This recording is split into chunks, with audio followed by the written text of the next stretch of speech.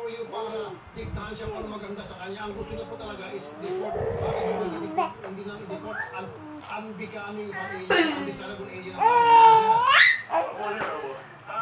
Siyempre po, hindi ko naman po sila dikta, hindi po ako nakakapagdikta. Inanong ko lang po sa kanila kung gusto niya naglupawin. Kasi bilang magkatawa na po para makita natin kung nakakapagdikta sila o hindi.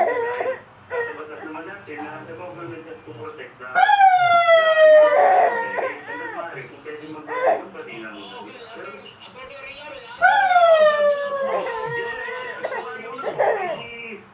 ano po, meron po tayong proceeding nung meron po tayong nangyayari. Kasi report po, yung deportation case po, may mga hearing po tayong nire-require. Kaya po tayo nasa hearing po ngayon.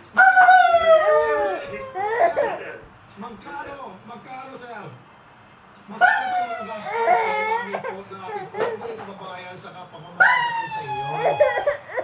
Alam mo po kami, hindi ko maintindihan. Magkano po ba ang gagastusin mo sa hindi mo mag-isip? Kailangan, sir. Yes po, yes sir. Wala po kayo nababayaran dyan sa immigration kung kahit ano itong Amerikano ito? Sir, wala po akong alam tungkol dyan. Wala po. Basta sa akin po, sinusunod ko po yung proseso, mandito po kami.